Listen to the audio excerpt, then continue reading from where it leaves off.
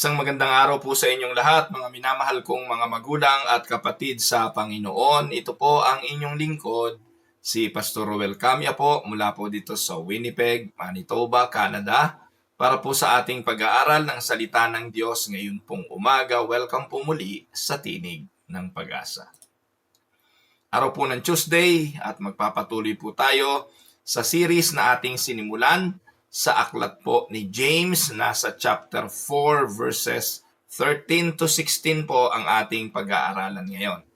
At pinamagatan ko po ang ating pag-aaral ngayon na Living Under God's Sovereign Will. Samahan po ninyo ako at atin pong basahin ang mga talata. James 4:13 to 16. Come now, you who say today or tomorrow, we will go into such and such a town and spend a year there and trade and make a profit, yet you do not know what tomorrow will bring. What is your life? For you are a mist that appears for a little time and then vanishes. Instead, you ought to say, if the Lord's will, we will live and do this or that. As it is, you boast in your arrogance.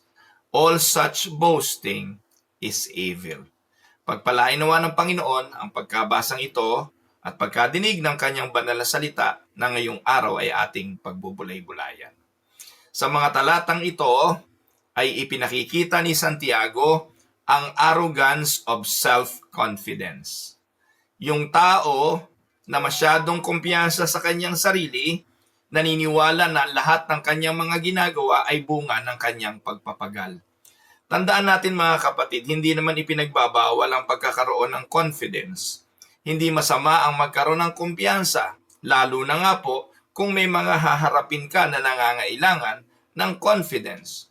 Idini-discourage din naman ng banal na kasulatan at ng Diyos na mawalan tayo ng kumpiyansa sapagkat siya ang lumikha sa atin, ginawa niya tayo na may layunin at may purpose sa buhay. Kapag hindi natutupad at nagaganap ang kalooban ng Diyos sa pamamagitan ng lack of confidence in us, ay nadideplete din natin ang layunin ng Diyos. Pero sa mga talatang ito na atin pong pag-aaralan ngayong umaga, James confronts a common mindset. And the common mindset is planning without reference to God. Dito po makikita natin na may binabanggit si Santiago ng mga tao na nagbabalak sa kanilang buhay, hindi masama ang magbalak, hindi masama ang magplano, pero hindi nila isinasama ang Diyos sa kanilang mga balak o kanilang mga plano. He addresses the merchants. Dito yung mga mangangalakal na nagsasabi na bukas pupunta kami sa lugar na yon. That is a business plan. But they ignore the sovereignty of God. Na kung ano man ang paplanuhin natin, ano man ang babalakin natin, kahit na pinakamaganda sa ating pananaw at wala tayong iniwang butas sa ating plano, pag ayaw ng Diyos, hindi ito mangyayari. Amen po ba mga kapatid? So dito, yung tone ni James indicates a rebuke rather than an encouragement. James here is rebuking those people who says, we can do it without God. So this isn't a condemnation of planning itself, but of the presumption that man can chart his own course apart from God. Take note, hindi dinidiscourage ni James ang pagpaplano. Mamaya ipapaliwanag ko po sa inyo yan ng mas malalim. So ano ang biblical context ng ating pag-aaral? So here, James is addressing the Jewish Christians scattered abroad.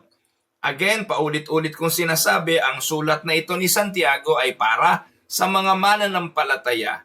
Specifically, yung context nito, yung mga believers na nangalat because of persecution. Sinusulatan sila ni Santiago at pinapaalalahanan papaano sila mamumuhay. Many were involved in trade and commerce kasi nga nangalat sila eh. So dahil nangalat sila at kung saan sila napunta, naging trader sila. So naging mga mangangalakal sila, naging mahuhusay silang businessmen. Kasi kung saan sila nakakarating.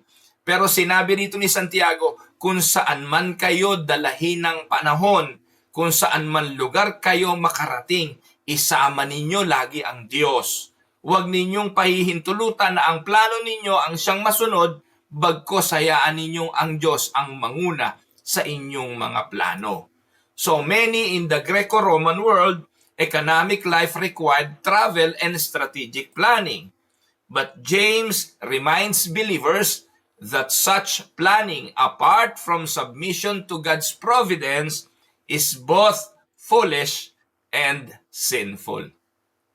Yan po ang context. At yan po ang laman ng ating pag-aaral ngayon. So let us go and go to the expository study of the verses, one verse at a time. Let us look at the exposition of the text. Katulad po ng lagi nating ginagawa, kung familiar kayo sa Tinig ng Pag-asa, ganyan natin pag-aralan ang Biblia. Isang talata at ating inuunawa. So in verse 4 o in chapter 4 verse 13 of the book of James, dito ipinakita ni Santiago ang danger of presumptuous planning. Ano ba yung presumptuous planning?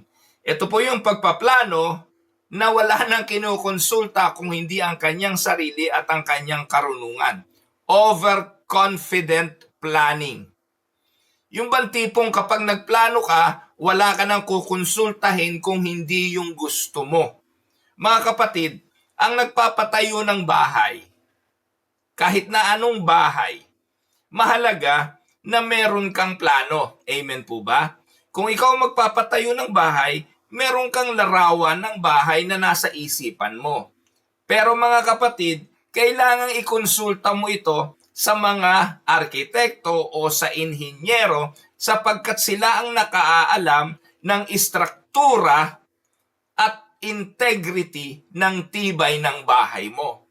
Kasi pwedeng iyon nga ang gusto mo pero hindi naman pala uubra structurally kasi madali siyang magigiba.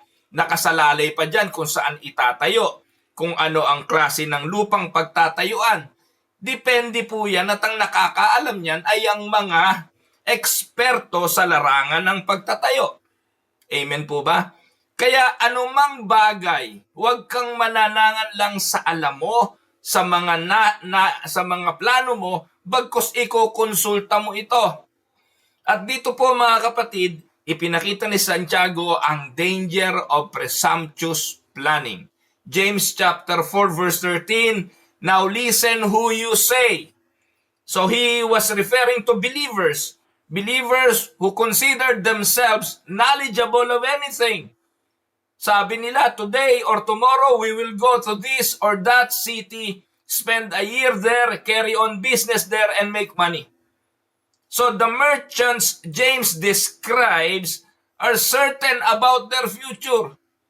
Para bang tiyak na tiyak nila kung ano mangyayari. What they will do, where they will go, and what will they gain. But they leave God out of the equation. So, ito po mga kapatid, ang presumptuous planning. Relying only on your confidence, relying only on your wisdom, relying only on your resources, relying only on the circumstances at hand. Pero hindi natin naiintindihan na merong Diyos na masusunod. At kung ang Diyos ang masusunod, lagi yung kalooban niya para sa atin ang magaganap. Kung kailangang i-alter ng Diyos ang ating plano, gagawin niya yon para sa ating ikabubuti. Amen? So ano ang insight na ating makikita rito? Proverbs 27 verse 1. Do not boast about tomorrow, for you do not know what a day may bring. Wala tayong hawak sa bukas. Hindi nga natin tiyak kung mamaya buhay pa tayo eh. Hindi nga natin alam kung ano magaganap bukas. Marami tayong nakikita, nababalitaan. Dumarating sa ating balita, patay na pala si ganon. Si ganon pala'y hiwalay na. Si ganon pala'y napariwara. Si ganon pala'y na aksidente. Si ganon pala'y nagkasakit. So yun yung mga hindi nating gustong nagaganap sa ating buhay. Pero may control ba ho tayo doon? Madalas wala. At lalo na sa buhay na ito, we don't have any control. Ang namamatay, hindi lang may sakit. Ang namamatay, hindi lang yung matatanda. Ang namamatay ay hindi lamang yung mga naaaksidente. Minsan, maayos ang katawan, malusog, bigla na lang tumigil ang paghinga. Bakit? Hindi ko po alam. Pero ito ang isang katotohanan. Wala tayong kontrol sa ating buhay. The Bible is not inherently, the planning in the scripture is not inherently sinful. Listen to me. Hindi ipinagbabawal ng Biblia ang magplano. What James condemned is a self-centered independence that assumes control over the future. Amen? Hindi ka makakabasa sa banal na kasulatan ng ni isang talata na sinabi ng Diyos, huwag na kayong magplano. Hayaan nyo na lang buhay nyo kay sera-sera. Whatever will be, will be. Hindi po ganon. Walang sinabi ang Diyos na, huwag ka na mag-aral. Mamamatay ka rin naman eh. Huwag ka nang maghanap buhay, mamamatay ka rin naman eh. Huwag ka nang kumilos, mamamatay ka rin naman eh. Huwag ka nang magplano, hawak ko na ang future. Walang ganon. There is no single verse na nagsasabing, forget planning. Walang ganon. And let us look what Scripture teaches about planning. Ngayon, titingnan natin ang positive and caution or the negative of planning.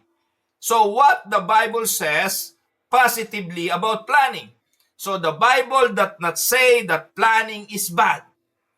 In fact, it commends wise planning. The Bible gives commendation to those people who planned wisely. However, it warns against planning apart from God or placing our trust in our own plans instead of in the Lord. Now, let us go to the Bible. What the Bible says positively about planning. 1. Planning is wise and encouraged.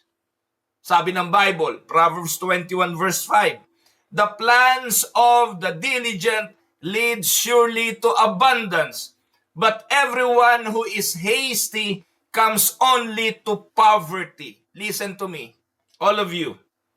And listen to me, pastors. Listen to me, leaders of the church.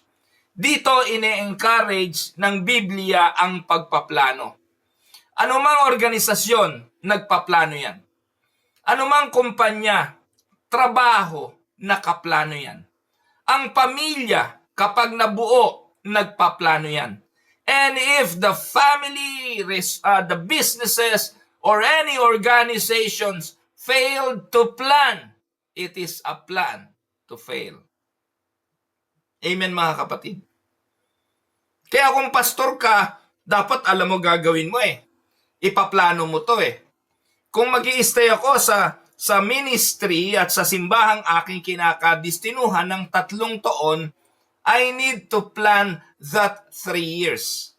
Ironically, napakaraming pastor parang hindi alam ang mga ginagawa. Hindi alam kung anong gagawin.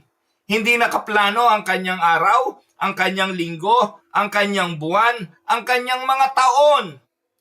Ang simbahan ay isang organisasyon katulad ng pamilya na dapat nakaplano. Kung paano nagpaplano ang pastor sa kanyang pamilya, ganun din niya pinaplano ang simbahan. Ganun din niya inihahanda ang kanyang mga anak katulad ng paghahanda niya sa kanyang mga kaanib sa simbahan.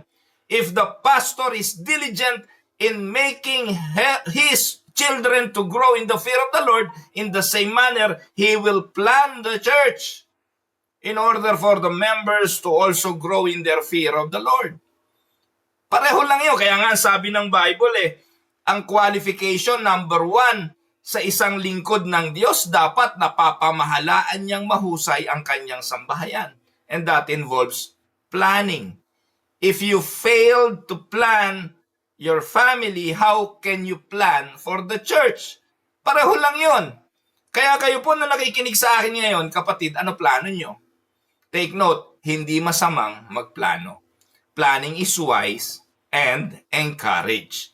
Diligent planning is presented as a path to success and fruitfulness, while impulsiveness leads to ruin. Kapag walang plano, magre-react ka na lang sa immediate. Yun po ang realidad. Patatakbuhin ka ng sirkumstansya. Kung anong nandyan, magre-react ka lang. At yun ay reactive leadership, hindi yun plan. Hindi yun plan. May mga simbahan na ang failure, mga kapatid, hindi naman doctrine eh. Ang simbahan, madalas ang failure, hindi ang theology. Ang failure ng madalas ng simbahan ay failure for the leaders to look ahead and know what they want. Kapag hindi malinaw, mga kapatid ko, anong gusto nyo, wala kayong mararating. Hindi po ba? So kung gusto mong makatapos ng pag-aaral, paplanuhin mo ang pag-aaral. Kung gusto mong makapagtayo ng negosyo, paplanuhin mo paano pagsisimula nito, aaralin mo. Sa lahat ng bagay, ang pagpaplano ay mahalaga. Planning is wise and encouraged by the Bible. Amen? Second, wise planning includes seeking counsel. Ang lahat ng plano, humahanap yan ng payo. Katulad kanina ng sinabi ko, sa pagtatayo ng bahay, kukonsulta ka ng arkitekto, kukonsulta ka ng inhinyero, pagkatapos titingnan mo kasama nila kung yung gusto mong mangyari sa bahay ay within code, within plan, or naaayon sa approval hindi lang ng mga inhinyero kundi ng city, ng rural municipality na pagtatayuan mo. May permit, may pahintulot nila ang mga bagay na pinaplano mo. Pag nasanay ka na walang kinukonsulta at banat ka ng banat, kalaunan, sakit yan ng ulo. Meron po akong kilala na bumili ng lupa, nakabili ng lupa sa isang lugar dyan sa parte ng norte. Pinatayuan niya ng resort. Nung nagawa na yung resort, maganda na yung resort, na discovering niya, yung palang lupa ay hindi kanya. Kanya yung gano'ng kalaking katangahan nyo, no po? Na-discover niya, nanaloko pala siya. Oh, sorry for the term, no po? Pero dalawa pala yung titulo. Yung pala'y na-scam siya, ibinenta sa kanya ang lupa na hindi man lang niya chinek, hindi man lang niya chinek doon sa city assessor o kung saan man dapat i-check kung kanya talaga yung lupa. Can you imagine, yun ang pinakamahalaga? Napakaganda ng plano, napakaganda ng design, maganda yung resort, maganda yung mga swimming pool, maganda yung bahay, pagkatapos hindi pala sa iyo yung lupa. Ano nangyari ngayon? O di pinapalaya siya ngayon. So ang ginawa niya, tinabunan niya yung resort, giniba niya yung resort. Binasak niya yung resort. Bakit? Dire-require siya, hindi kanya yung lupa eh. Ang tanong, saan siya nag-failed? Failure to includes and seek counsel. Marami pong mga taong matatalino pero mangmang sa ganitong mga bagay. Sa paniniwala na tama ang lahat, magaling siya, tapos siya, abogado siya, doktor siya, inhinyero siya, hindi na kinukonsulta ang iba dahil akala niya tama ang ginagawa niya.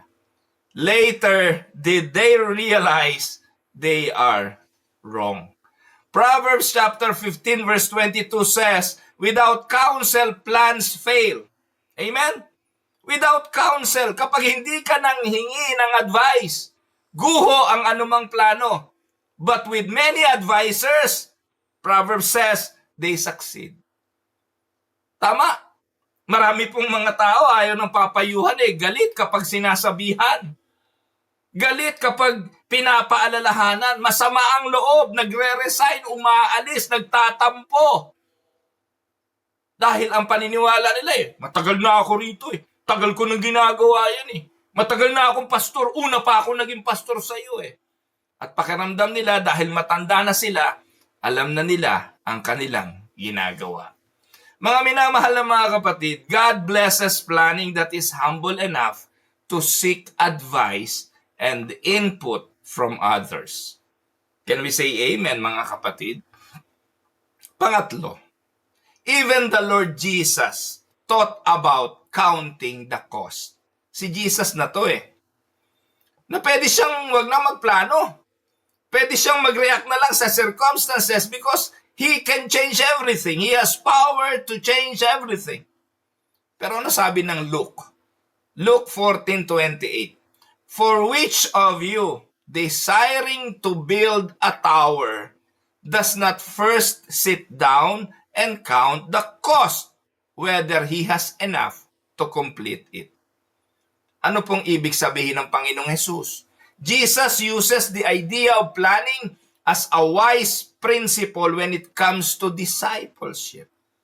He affirms the wisdom of thinking things through before taking action. Nagturo nga ang Panginoon sa pagdidisipulo, dapat planado eh. May plan. Ang discipleship may system. Ang discipleship pinaplano. And it is costly. Hindi banat ng kung ano na lang. May system ang pagtuturo. May system ang pagdidisciple. Pag ikaw, pastor, walang system na ganito, naku po, ano na lang kaya mangyayari sa simbahan? No, ang isa sa magiging resulta nito, chaos. Hindi maiintindihan ng mga miyembro, ano ba ang ginagawa namin dito? Hindi kami natuturuan. Pumupunta kami rito, wala kaming matinong ng natututunan. Labo-labo, so ang mga tao mag-aalisan. Kaya ang pastor na hindi nagpaplano, mauubusan ka ng miyembro. Kaya si Jesus nga dito, ang sabi niya, you should count the cost. Walang magtatayo ng tore na hindi mo nauupo at ipaplano ang mga bagay na ito. Kasi pag nag-fail, sino ba ang kahiya-hiya? Listen to me. For everything rise and fall on leadership. Pag nagiba ang simbahan, sino may kasalanan? Alang maituro mo sa miyembro, kasi si ganito umalis kasi si ganito nagtampo kasi si ganito ayaw makinig, kasi si ganito ayaw magpa-disciple. Mga kapatid, walang iba na pagtutuunan ng sisi, kundi ang tagapanguna. Pag nag-failed ang pamilya, hindi ang mga anak ang sisisihin. It always be the leaders. The downfall of a nation, ang ituturo dyan ay ang presidente, ang mga congressmen, yung mga nangunguna, yung mga senador. Parating ganon. Napakalaki ng role ng leaders sa downfall of every organization. So the leader must learn how to plan. Amen? Let us look at the example of Joseph. Joseph, son of Jacob. Joseph planned ahead during famine. In Genesis 41, Joseph interpreted Pharaoh's dream. Ipinakita na ng Diyos kay Jose kung ano ang mangyayari sa 7 taon. 7 taong kasaganaan at 7 taong taggutom. So nakita ito ni Jose. So sinabi ba ni Jose na, sige po, sa panahon ng kasaganaan, kumain na lang tayo ng kumain, magpataba tayo. Para pagdating ng 7 taon ng taggutom, wala tayong kakainin, mauubos tayong lahat, mamamatay tayo. At least yung mataba, hindi agad mamamatay. Ganun ba plano? Though it is also a plan, pwedeng plano yon. 7 taon tayong magpapataba. Tapos sa 7 taon ng taggutom, at least matutunaw yung taba natin, baka makasurvive tayo sa 7 years of famine. But that was not the plan. Joseph planned everything. He stored grain during the 7 years of abundance to prepare for the 7 years of famine. His strategic planning saved Egypt and many others, and even his own country, from starvation. And that is planning. Nehemiah, hindi ko na lang naisulat Si Nehemiah, when he started building the walls of Jerusalem, he established a plan. Pagkatapos niya manalangin, tumayo siya, nakiusap siya sa hari, bigyan siya ng mga timber, ng lumber, bigyan siya ng passes para sa dadaanan niya hanggang sa makarating sa Jerusalem. At kumausap siya ng mga tao, ang mga tao gumagawa sa tapat mismo ng kanilang mga bahay. Pinag-iginigan nito ang pader sa tapat ng kanyang bahay. You will read that often sa Nehemiah's book. That is a strategy. Habang sila'y nagagawa, yung mga kaaway nila, nagbabanta sa kanila, yung kanan hawak ay martilyo, yung kaliwa hawak tabak. That is a plan. Amen? Kaya sa Biblia, ine-encourage ang pagpaplano. Now, ano yung pinagbabawal? May warnings about planning without God. Ito ang bawal. Ang bawal sa Biblia, yung plano ka ng plano na hindi kasali ang Diyos sa plano mo. 1, don't plan arrogantly or without acknowledging God. Ito ang sinasabi ng ating talata. The Bible warns against self-reliant planning that ignores God's sovereign control of life. Do not plan arrogantly. Why? Because God's will override our plans. Ang Diyos may kapangyarihang i-override ang ating mga plano. Mga kapatid, gaano karami na nangyari sa buhay ko ang alam kong binago ng Diyos. Gaano karaming mga plano ko ang hindi nangyari dahil binago ng Diyos. Proverbs 16:9, the heart of man plans his way, but the Lord establishes his steps. So here, planning is not condemned, but our plans must always be held loosely, recognizing that God has the final say. Amen? Ang marunong magplano sa budget, naglalagay ng contingency. Hello? Yung mga budget officer dyan ng simbahan.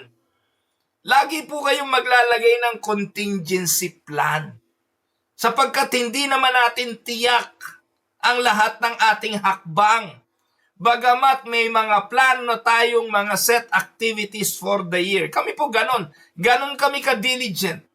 Lahat po ng aming gagawin sa loob ng isang taon, nahati-hati po yan sa bawat buwan, nahati-hati sa bawat linggo. Wala pong lalabas na pera nang hindi nakabudget ang simbahan. Walang bibilihin na hindi nakabudget ang simbahan. Walang malaking pagkakagastahan nang hindi kasama sa planning ng simbahan. Walang salary increase nang hindi pinag-usapan sa planning ng simbahan. Ganun dapat. Pero sa kabila nun, mga kapatid, sa kabila ng lahat, we put contingency measures. Sapagkat alam namin, hindi lahat ng gusto natin mangyayari. Hello? So, ganun din tayo sa ating mga personal na buhay. Now, ano ba ang biblical principles of God-honoring plan? Biblical principles on God-honoring planning. Bago tayo bumalik doon sa verses na po, ito po siningit ko lang yung principle of planning. Kasi alam ko, mahalaga ito. Kasama ito sa ating mga talata. I will go back to the verses later. Opo? Isinisingit ko lang ito. Actually, ito pong lecture na ito, napakaganda nitong pag-usapan sa simbahan sa context ng simbahan. Lalo na nga ho kung meron kayong sinasabing planning tapos hindi naman naiintindihan ng pastor kung ano yung paplano. This is a good materials para magamit. Po? So, ito po, biblical principles on God-honoring planning. 1, plan with prayer. So, katulad ni Nehemiah, he started with prayer. So, David, he always go to God in prayer. So, commit your plans to God. Proverbs 16 verse 3. Then, remain flexible. Be open to God redirecting your path. Binanggit po yan sa 19:21 ng Proverbs. And then, include God in your plans. Do not separate your faith from your decisions. Hindi ho po pwede nasasabihin na lang natin bahala na. No? Nagtitiwala naman ako, ang Diyos siyang sasama sa atin No, hindi naman po pwede na overconfident. Hindi, baka hindi tayo samahan ng Diyos, kailangan ganito ang gawin natin. No, you must include God in your plans. And then plan for others' good. Selfish planning leads to distraction, but godly planning seeks to bless others. Sa plano mo, kapakinabangan mo lang ba ang siyang makikinabang? Ikaw lang ba ang makikinabang? Ikaw lang ang magiging masaya? Dapat po sa ating plano kasama ang iba. Amen? And don't worry about tomorrow. No, planning is not the same as worrying. Jesus warns against anxiety in Matthew 6:34, not preparation. Amen? So planning is not bad. In fact, it is a sign of wisdom, stewardship, and foresight. So tandaan, ano po? So however, planning becomes sinful when planning is proud, godless, or anxious. The Christian approach to planning is to prepare diligently while trusting fully in God's will. Amen? Bakit ito mahalaga? Bakit kailangang isama ang Diyos sa ating mga plano? Bakit mahalagang maintindihan natin ang mga bagay na ito? Ito po yung second point ng James chapter 4 verse 14 na tayo. Kasi pinakikita ni James yung uncertainty and brevity of life. Ang buhay ay walang kasiguruhan at ang buhay ay maiksi. Ano sabi niya sa verse 14? Why? You do not even know what will happen tomorrow. Tama? Huwag kang magyayabang sa mga plano mo. Kung ang pagpaplano mo ikaw lang at siyang nasusunod at wala kang kinukonsulta, pati ang Diyos, huwag kang magyabang. Kasi hindi mo naman alam ang mangyayari bukas. Sinabi ni Santiago, what is your life? You are a mist that appears for a little while and then vanishes. Ikaw daw ay isang hamog, hindi hamog.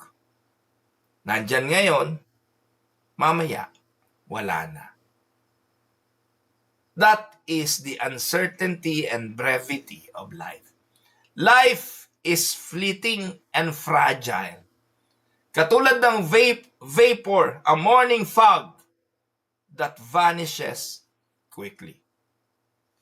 Ano ang biblical insights na pwede nating, o biblical example na pwede nating gamitin sa Bible? Alam niyo po ba yung rich fool sa Luke chapter 12 verse 16 to 21? Ito yung mayaman na maraming inani, may malawak na lupain, marami siyang inani. Yung kanyang malaking barn, kailangan niyang gibain at gumawa ng mas malaki pa. At nung nagiba niya na ito, nakapagtayo siya ng mas malaki, sagana ang kanyang ani, ang sabi niya sa kanyang sarili, kaluluwa. Kausap niya yung kaluluwa niya. Napakarami mo ng kayamanan. Napakarami mo ng ani. Eat, drink, and be merry. Pero nasabi ng Diyos, you fool, this very night, your soul is required of you. Yung kayamanan mo, yung pinlano mo, yung binalak mo, mapapakanino kaya iyan? Kapatid, kumusta buhay? Kumusta ang ating mga ginagawa? Tagumpay ba tayo sa negosyo? Tagumpay ba tayo sa hanap buhay? Maaliwalas ba't maginhawa ang buhay natin? Tanong, kasama ba natin ang Diyos? Ngayon, kung ikay nasa failure, bumagsak ang negosyo, bumagsak ang trabaho, nawalan ka ng trabaho, bumagsak ang simbahan, naubos, magbulay-bulay ka. Baka ang dahilan sa lahat kasi ng ginagawa mo dati, ikaw lang ang nasusunod. Hindi ka kumukonsulta, wala kang hinihinga ng payo, ikaw lang ang siyang nasusunod sa buhay mo. Huwag mong kakalimutan, maiksi lang ang buhay, pero sa maiksing buhay na ito, kung kasama mo ang Diyos, magiging maayos ang takbo nito. Amen? Now, let us look at some illustration.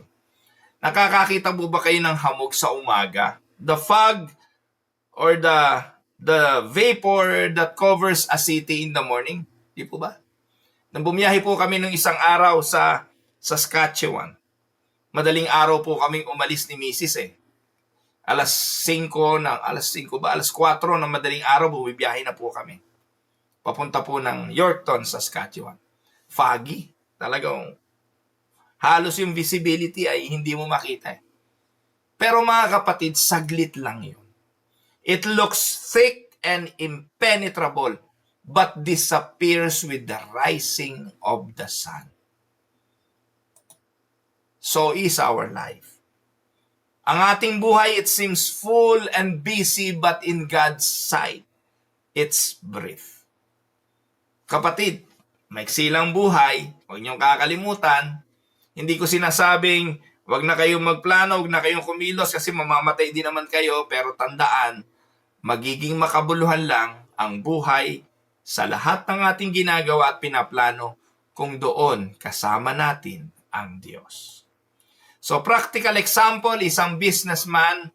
A businessman may secure investment, may grow his portfolio, and plan for retirement, yet a sudden illness, accident, market crash can change everything.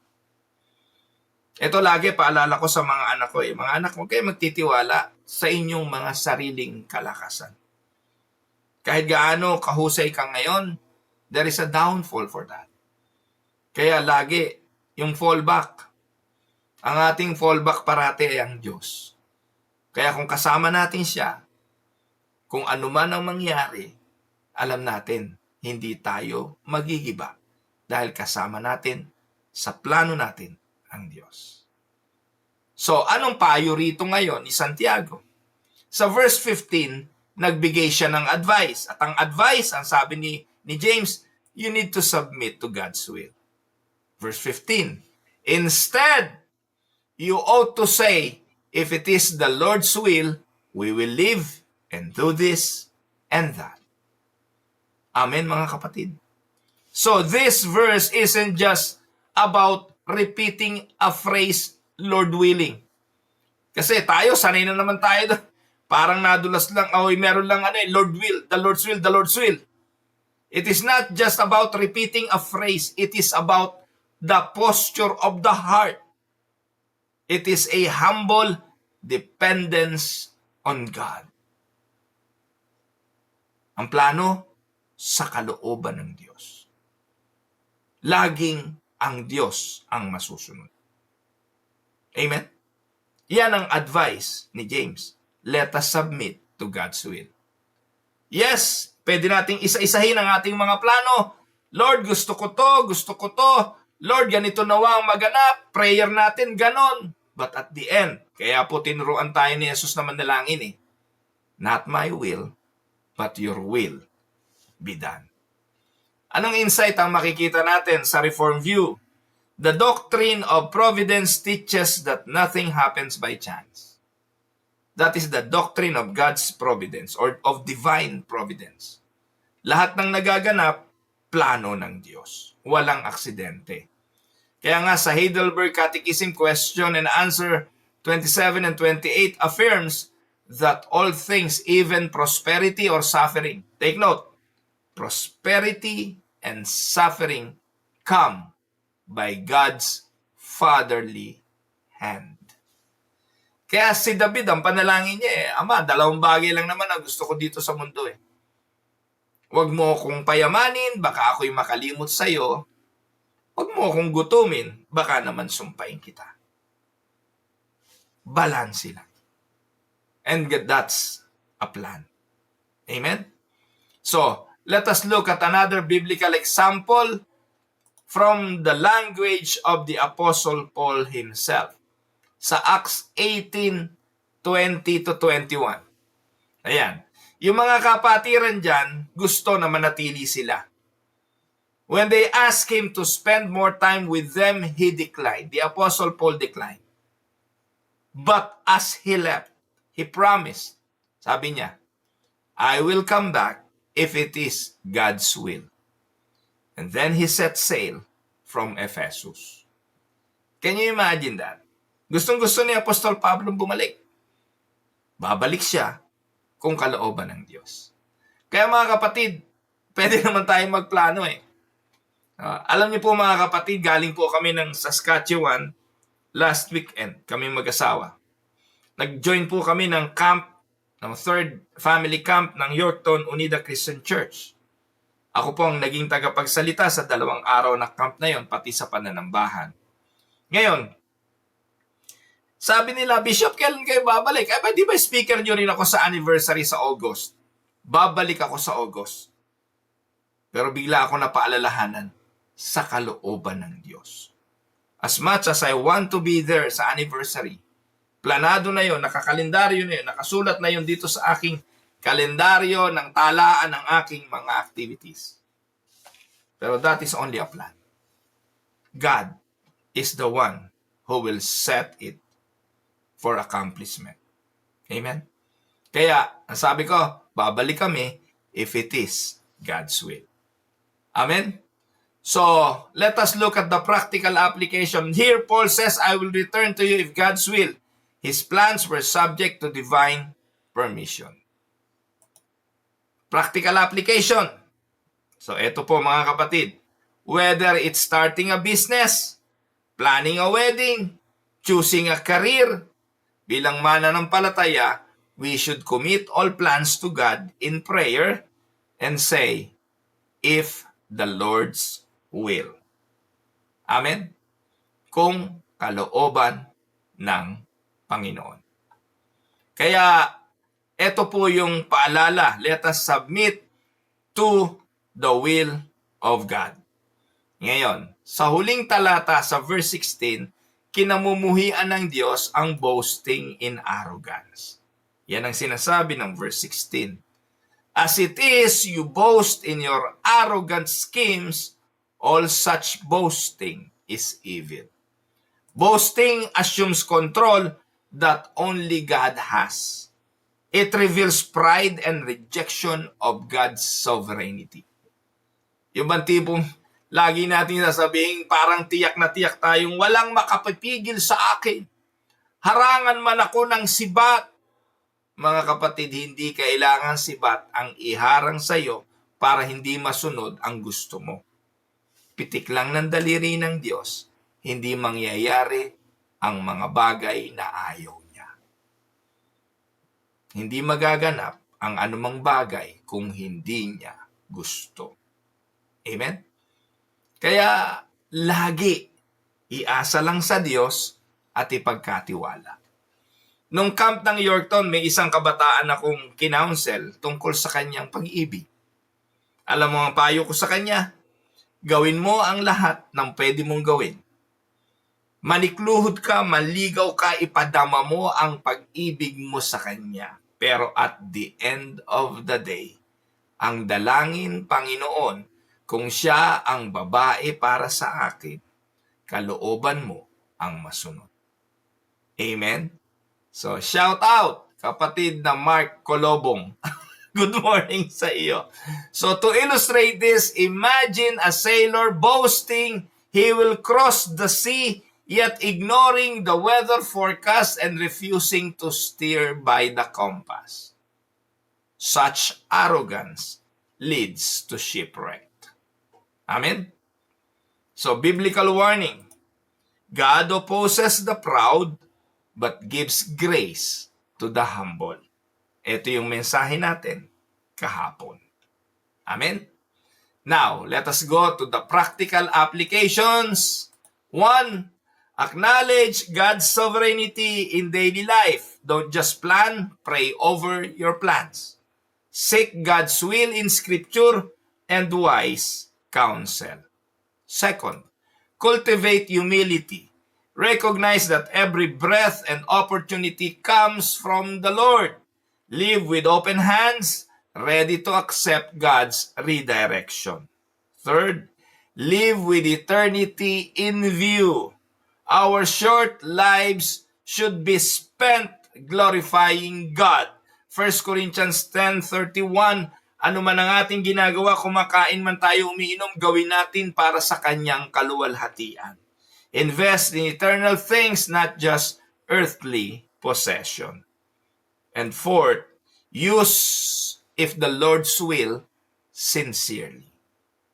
Wag lang isang jargon, wag lang isang nakasanayang salita. Gamitin natin ang kung sa kalooban ng Diyos ng may sinseridad. It is not a magical phrase, but a reminder that God is in control. Amen? Now, reflection questions. 1. Have I been making plans without seeking God's guidance? 2. Do I live each day with a sense of brevity of life and the certainty of death? 3. In what ways am I tempted to boast in my abilities, achievements, or plans? And the last, how can I grow in submitting my desires and plans to God's will? So in conclusion, i-conclude na po natin mga kapatid. In a world that tells us to take control of our destiny, here James reminds us to surrender our future to the Lord who holds all things. And as believers, let us walk not in arrogance, but in confidence that our God rules and reigns even over our tomorrows. Amen? Let us live not by presumption, but by providence. Tayo po'y saglit na tumungo, tayo po ay manalangin. Our sovereign Father, we confess that we often live as though we are in control. Grant us your forgiveness, forgive our pride and self-sufficiency. Teach us, O Lord, to number our days that we may gain a heart of wisdom. Help us to say with sincerity, if the Lord's wills. In every area of our life, we will trust you. Grant us, O Lord, the grace to plan humbly, live gratefully, and trust your perfect will in all things.